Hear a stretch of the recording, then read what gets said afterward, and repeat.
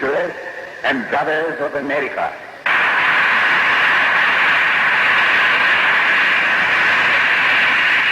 It fills my heart with joy unspeakable to rise in response to the warm and cordial welcome which you have given us.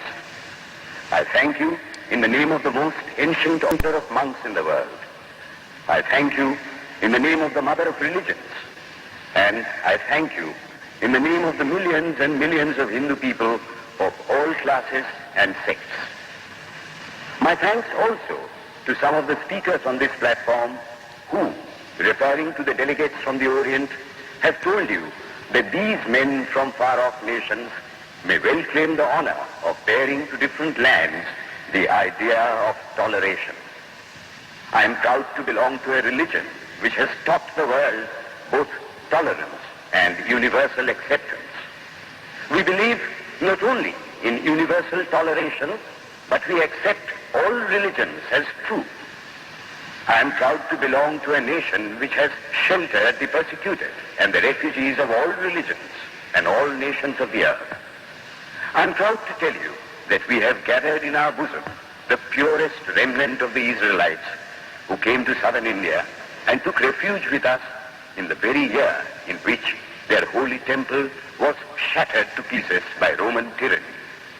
I am proud to belong to the religion which has sheltered and is still fostering the remnant of the grand Zoroastrian nation. I will quote to you, brethren, a few lines from a hymn which I remember to have repeated from my earliest boyhood, which is every day repeated by millions of human beings. As the different streams, having their sources in different places, all mingle their water in the sea, so, O Lord, the different paths which men take through different tendencies, various though they appear, crooked or straight, all lead to thee. The present convention, which is one of the most august assemblies ever held, is in itself a vindication, a declaration to the world of the wonderful doctrine preached in the Gita. Whosoever comes to me, through whatsoever form, I reach him. All men are struggling through paths which in the end lead to me.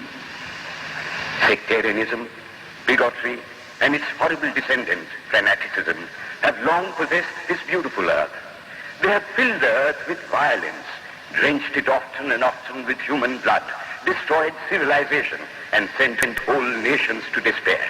If not been for these horrible demons, human society would be far more advanced than it is now. But their time is come, and I fervently hope that the bell that tolled this morning in honor of this convention may be the death knell of all fanaticism, of all persecutions with the sword or with the pen, and of all uncharitable feelings between persons wending their way to the same goal.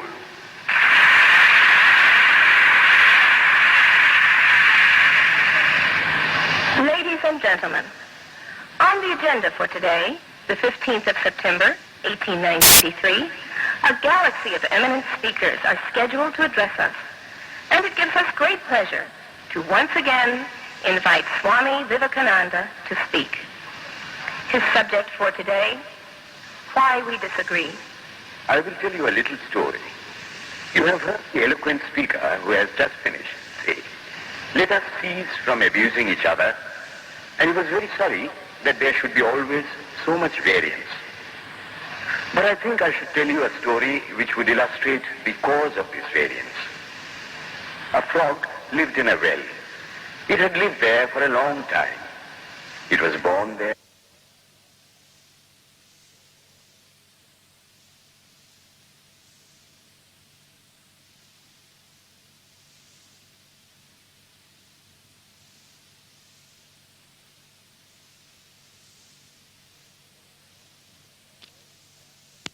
Of all the worms and bacilli that lived in it with an energy that would do credit to our modern bacteriologists.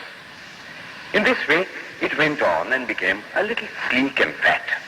Well, one day, another frog that lived in the sea came and fell into the well. "Where are you from?" "I am from the sea."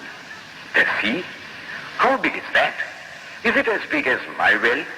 And he took a leap from one side of the well to the other.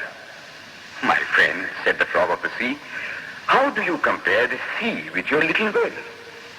Then the frog took another leap and asked, is your sea so big? What nonsense you speak, to compare the sea with your well. Well then, said the frog of the well, nothing can be bigger than my well. There can be nothing bigger than this. This fellow is a liar, so turn him out. That has been the difficulty all the while. I am a Hindu. I am sitting in my own little well and thinking that the whole world is my little well. The Christian sits in his little well and thinks the whole world is his well. The Mohammedan sits in his little well and thinks that is the whole world. I have to thank you of America for the great attempt you are making to break down the barriers of this little world of ours, and hope that in the future the Lord will help you to accomplish your purpose.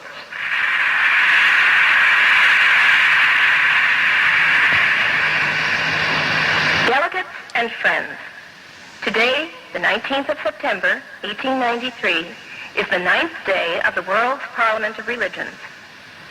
We have had the privilege of listening to many distinguished speakers from the world over address us on a variety of subjects. The time is at hand to now listen to the great monk from India, Swami Vivekananda, read his paper on Hinduism. Ladies and gentlemen, Swami Vivekananda.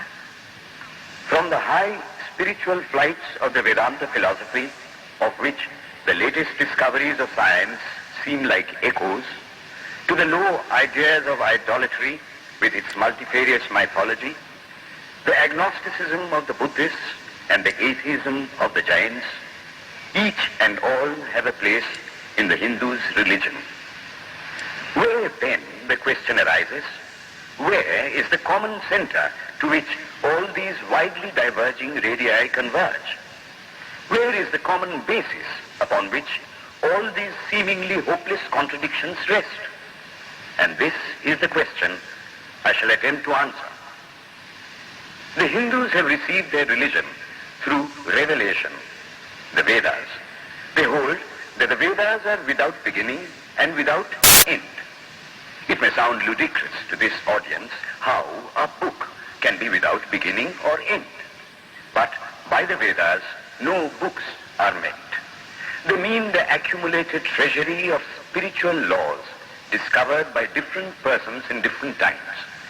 Just as the law of gravitation existed before its discovery and would exist if all humanity forgot it, so is it with the laws that govern the spiritual world. The moral, ethical, and spiritual relations between soul and between individual spirits and the Father of all spirits were there before their discovery and would remain even if we forgot them.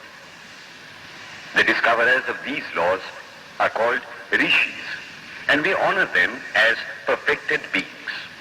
I'm glad to tell this audience that some of the very greatest of them were women.